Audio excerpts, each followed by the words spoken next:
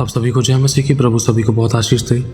तो आज हम जानेंगे कि कटे और फटे नोट भी एक विश्वासी की आशीष और श्राप का कारण बन सकते हैं। ध्यान से सुनना, ये सच्ची गवाही आपके सामने देना चाहता हूँ।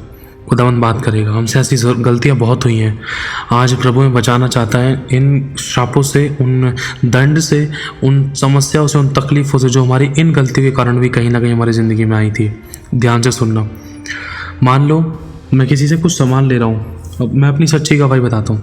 एक खराब नोट कैसे आशीष का कारण बनता है, उद्धार का कारण बनता है, कैसे डिलीवरेंस का कारण बनता है, कैसे परमेश्वर की महिमा का कारण बनता है, कैसे आत्मा को बचाने का कारण बनता है। एक फटा हुआ नोट जिसकी कीमत सिर्फ 50 रुपये। मैंने किसी से कुछ सामान लिया और उन्होंने मुझे कैश नोट दिए, तो मैंने नोट फोल्ड कर कुरा के झट से अपने वॉलेट में डाल दिया और मैंने उस 50 के नोट को चेक नहीं किया कि वो जला फटा था। फिर कुछ टाइम बाद जब मेरे को ज़रूरत पड़ी, कुछ टाइम बाद फिर मैंने नोट निकाला, चेक करा, तो धीरे धीरे करके जब मेरे पास 50 का नोट यूज़ करने का टाइम आया तो देखा तो अरे ये नोट तो हल्का सा जला हुआ है और उसके ऊपर चेप ही लगी हुई है। अब ये नोट तो चल नहीं सकता। अगर चल भी जाए, मैं धोखे से चाहूँ तो चला सकता हूँ, लेकिन मैं प्रभु के वचन को जानता हूँ। प्रभु ने कहा जो तू बोएगा वो तो काटेगा। और प्रभु ने ये भी कहा है कि तू किसी को धोखा ना देना। प्रभु ने ये भी कहा है कि तू किसी के ठोकर का कारण मत बनना, हाय उस पर जिसके कारण ठोकर लगती है। अगर मैं उस नोट को किसी भी दुकान पे अगर झूठ से, धोखे से चला देता हूँ तो उसका मतलब मैं धोखेबाज हूँ, और ऐसे लोग परमेश्वर के राज्य में वारिस नहीं हो सकते। और अगर मैंने उस व्यक्ति को धोखा देकर नोट चला दिया, मान लो मैंने आपकी दुकान से मैंने दूध या सामान लिया और वो मैंने नोट आपको धोखे से टेढ़ा मेढ़ा करके पकड़ा दिया और आपने लेकर अपने गले में डाल लिया, और फिर आप शाम को या अगले दिन या किसी भी टाइम उस नोट को जब आप चेक कर रहे हो किसी को देने के लिए, तो आपके मन में अचानक आया यार ये नोट कौन दे गया। आपने, हो सकता है एक दुकानदार के मन में गाली आ जाए, या वो मेरे को श्राप दे सकता है, या कोस सकता है, या बुरा बोल सकता है, या ऐसा हो सकता है कि उसका दिल दुखी या वो कुड़कुड़ाए, या मैं उसके ठोकर का कारण बन जाऊं। या ऐसा भी हो सकता है वो उस नोट को किसी और के पास चला सकता है, जैसे मैंने उस दुकानदार के पास चलाया, फिर वो दुकानदार फिर किसी और के पास चलाएगा। ऐसे कर करके वो एक छोटा सा नोट जिसकी कीमत 50 रुपये है, वो उस नोट के द्वारा बहुत से लोग कुटकुटा सकते हैं, लड़ाई दंगे हो सकते हैं, विरोध आ सकता है, धोखे के कारण पाप बढ़ सकता है, पाप के कारण मृत्यु आ सकती है, नुकसान आ सकता है, खुदा का दंड अपने ऊपर ला सकते हैं। कैसे? एक दूसरे को कोस कर, बुराई करके, लड़ाई दंगा करके, अरे नोट तूने नहीं दिया, मैंने नहीं दिया, अरे मैंने नहीं दिया, तूने दिया, अरे तू कैसे कह सकता है, मैंने तो दिया ही नहीं, मैं तो दिया ही नहीं, देख मेरे पास तो ये नोट, अरे ये मेरा नहीं है सर, आपने दिया था, ये वापस करो उसको। बहुत सी चीज़ों में लेकर झूठ की बातें, गंदे से गंदे पाप हो सकते हैं, गाली गलौज के पाप हो सकते हैं, और कुड़कुड़ाने के पाप, एक दूसरे पर दोषारोपण के पाप, वरन बहुत सी ऐसी चीज़ें हो सकती हैं। अब सोच कर देखो, अगर वो नोट मैं अपने पास ही रखता तो इतनी लड़ाई दंगे गड़बड़ियाँ ना होती, लेकिन उस नोट को मैंने क्या करा, चला दिया धोखे से। अब धोखे से अगर मैं चला रहा हूँ तो वो उस नोट को चलाने के कारण परमेश्वर का दिल दुख सकता है, उंगली उठा सकता है कोई व्यक्ति हमारे ऊपर, या निंदा कर सकता है परमेश्वर की, भाई तू तो विश्वासी है, देख विश्वासी होने के बाद तू तो वैसे बड़ा प्रभु प्रभु करता है, प्रभु को मानता है, देख आज तू धोखेदार, ये धोखा दे रहा है, ये नकली नोट चला रहा है, बेकार नोट चला रहा है, जला फटा कटा नोट हमें दे रहा है तू, वो वही फोल्ड कर कुरा के और बोल रहा है मैंने आप ही से लिया है। ऐसा तो कुछ भी नहीं है। समझने की कोशिश करना मेरे भाई बहनों, खुदावन क्या कहना चाहता है। देखो, एक अगर मैं कितना भी कटा फटा नोट है, अगर मैं उसको धोखे से चला रहा हूँ तो इसका मतलब मैं प्रभु की दृष्टि में बहुत बड़ा पाप कर रहा हूँ। सबसे पहला झूठ, दूसरा धोखा, तीसरा बेवकूफ़ बनाना, चौथा एक सामने वाले इंसान को लूटना। मैं खराब नोट देकर उससे अच्छे कीमत का सामान खरीद रहा हूँ, तो मतलब मैंने उसको लूटा है।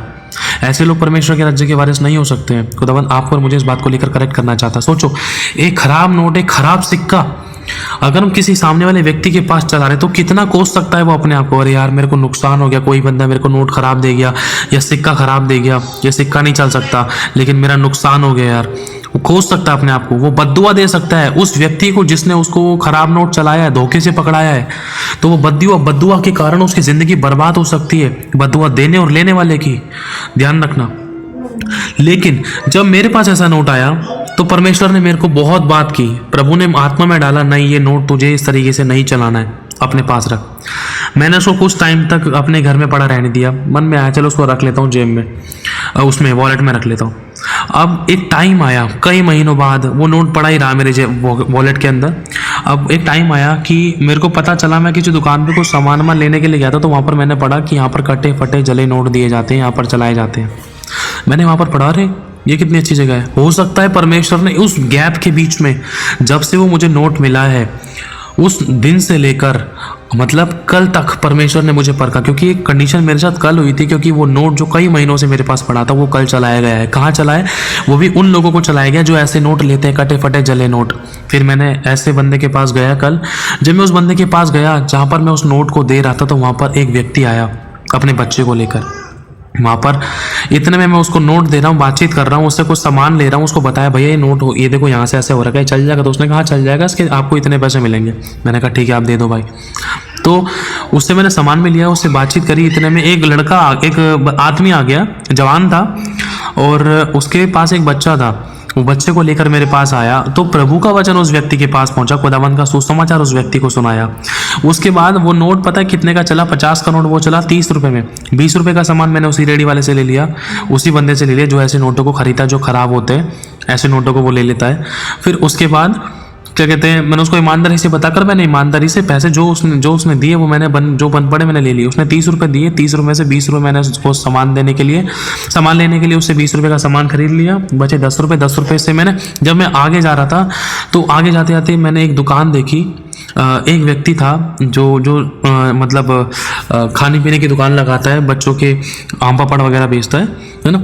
तो उस व्यक्ति को आत्मा में प्रभु ने डाला, इसके पास जा, इसको सुसमाचार सुना और इसको ये नोट दे, और इसको 10 का ये नोट दे, और इसको सुसमाचार सुना, इससे यहाँ से सामान खरीद ले। तो मैंने मेरी बेटी के लिए कुछ खाने की चीज़ खरीदी और उसको मैंने प्रभु का सुसमाचार सुनाया। देखो अभी ये नोट जो फटा हुआ था, एक राइट टाइम आया, इसको परमेश्वर ने मेरे को चेक भी किया कि मैं इसको धोखे से चलाऊंगा या किसी को बेवकूफ़ बनाऊंगा या मूर्ख बनाऊंगा या ठोकर का कारण बनूंगा या फिर नहीं बनूंगा, या कुछ गलत करूंगा या नहीं करूंगा, या फिर इसका एक राइट टाइम का इंतजार करूंगा, या फिर इसको कभी चलाऊंगा ही नहीं, ऐसा पड़ा रहने दूंगा। प्रभु ने चेक किया, वो नोट पड़ा रहा, एक राइट टाइम आया, खुदावन ने देखा कि हाँ मेरा बेटा ईमानदार है, और परमेश्वर ने इसका मुझे अच्छी कीमत दिलाई। और सबसे बड़ा धन मनुष्य का प्राण है, क्या कि 2 से 3 लोगों को, 2 लोगों को लगभग, और एक तीसरा वो व्यक्ति जिसको मैंने नोट दिया था कि भैया ये नोट ऐसा है, चल सकता है, तो वो लगभग 3 लोगों को परमेश्वर का वचन पहुंचा, प्रभु का वचन उन लोगों के पास पहुंचा, और एक व्यक्ति को कार्ड भी दिया गया।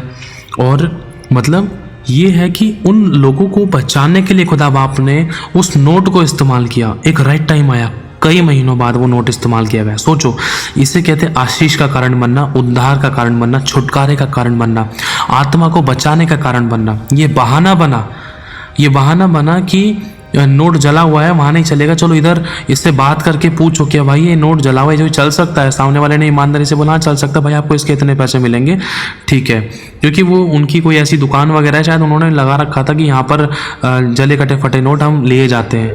तो जब उसको वहाँ पर दिया गया तो वहाँ पर एक बंदा मेरे को मिला, उसको सुसमाचार सुनाया। फिर उसके बाद आगे थोड़ी देर बाद एक व्यक्ति और मिला, उसको सुसमाचार सुनाया। प्रभु का वचन उन लोगों के पास पहुँचा। इससे कहते हैं आशीष का कारण बनना, और परमेश्वर इस बात में बहुत खुश हुआ होगा। सारी महिमा प्रभु को मिले। और दूसरा, अब श्राप का कारण बनने का मतलब क्या है? मैंने मान लो उदाहरण के तौर पर, अब आपको बैकग्राउंड मेरी बेटी की थोड़ी सी वॉइस आ सकती है क्योंकि वो छोटी सी बच्ची खेलती रहती है। अब हम मेन टॉपिक पर आएंगे, समझना इस बात को ध्यान से। अब ये था आशीष का कारण बनना। अब श्राप का कारण बनने का क्या रीज़न है, क्या तरीका है, कैसे बनता था एक विश्वासी श्राप का कारण, किस तरीके से वो अपने ज़िंदगी को बहुत प्रकार के दंडों से अपने आप को भर लेता था अपनी गलती के कारण। मतलब मान लो जैसे अभी आपको बताया, थोड़ा सा उदाहरण दिया। अब मेरे पास कोई भी ऐसा नोट आया है जो खराब था, जो बेकार था, जो चल नहीं सकता था, जिसको यूज़ नहीं कर सकते थे, जिसको धोखेधड़ी के द्वारा ही चलाया जा सकता था, है ना। लेकिन अब उस नोट को जब मैंने धोखा देकर किसी को दिया, अब जिसको पास वो नोट पहुंचा है उसने अपने आप को कोसा, अपने तकदीर को कोसा, उसने खुदा को कोसा, और उसने उस व्यक्ति को भी कोसा, श्राप दिया जिसने उसको वो नोट धोखे से मतलब दिया है, या कुछ सामान खरीद कर ले गया है धोखे से नोट देकर, समझना। तो वो श्राप दिया उस व्यक्ति ने, कुड़कुड़ाया, फिर उस व्यक्ति ने आगे पाप किया, फिर उसने आगे पाप किया, ऐसे कर करके एक व्यक्ति, एक विश्वासी कहां पर कितने हजारों लोगों के पाप का, ठोकर का, गाली गलौज का, श्राप का कारण बना। सोचो, आज कितने लोगों से हम आशीष पाते हैं, आज हम ऐसे कितने अच्छे काम करते हैं कि कोई अपने मुंह से में बोल दे बेटा तुझे आशीष मिले, जा बेटी तुझे आशीष मिले। सोचो, आज आशीष की बातें तो कम थी, लेकिन श्राप की बातें इतनी ज्यादा क्यों थी? क्यों हम किसी के ठोकर का कारण बन रहे थे? आज को दबाव इन बातों को लेकर हमें गंभीर करना चाहता है, बचाना चाहता है, हमें सिद्ध करना चाहता है। मेरे बच्चों, गंभीर रहो, मेरे साथ कई बार ऐसा हुआ है, मेरे पास ख़राब सिक्का आया है और उसका सिक्के को मैंने यूज़ नहीं किया, ऐसी जगह पर उस सिक्के को डाल दिया कि वो ना तो किसी का पकड़ में है, ना उसको कोई यूज़ कर सके, ना तो मैंने उसको खुद यूज़ करा। मेरे साथ ऐसा कई बार हुआ है। खुदा ने मुझे बहुत बार इन चीज़ों को लेकर परखा, देख तेरे पास गलत आ गया है, इस नुकसान की भरपाई तो हो जाएगी, परमेश्वर करेगा, लेकिन प्रभु इस चीज़ को लेकर भी टेस्ट करता है, क्या तू दूसरे के साथ जैसे को तैसा करेगा? क्या तू दूसरे को मूर्ख बनाएगा, बुद्धू बनाएगा, या तो फिर किसी को लूटेगा झूठ बोलकर, या इस नोट को सिक्के को टेढ़ा मेढ़ा कर अगर किसी को फुद्दू बनाकर सामान खरीद लेगा? प्रभु टेस्ट करता है, कोई देखे ना देखे लेकिन प्रभु देख रहा है। मेरे भाई और बहनों, लिखा है मनुष्य अपनी करनी का फल भोगता है, और हमें अच्छा करना है। हमारे पास और कुछ नहीं है कि हम कुछ खोएं, तो लेकिन प्रभु आज हमें यहाँ पर बताना चाहता है हमारे काम परमेश्वर की दृष्टि से छुपे नहीं है। प्रभु चाहता है हम पश्चाताप करें, माफ़ी मांगे और एक नई शुरुआत करें। मैं कह रहा हूँ कितना भी बड़ा नोट था, परमेश्वर के हाथों में सौंपो इस बात को। ना तो परमेश्वर के भवन में डालना है कटाफटा नोट, ना तो किसी मनुष्य को देना है, ना भिखारी को देना है। प्रभु कहीं पर भी कैसे भी किसी भी तरीके से टेस्ट और चेक कर सकता है। जब वो नोट आप खुद किसी से नहीं ले सकते तो आप दूसरों को देने की इच्छा क्यों रख रहे हो? यही चीज हमें सोचनी है। इसलिए प्रभु कहता है जैसा तू चाहता कि दूसरा तेरे साथ अच्छा व्यवहार करे तो तू भी दूसरे के साथ कर। अब मान लो किसी व्यक्ति ने आपको पकड़ा दिया नोट और आपको पता नहीं चला वो कहाँ से मिला है।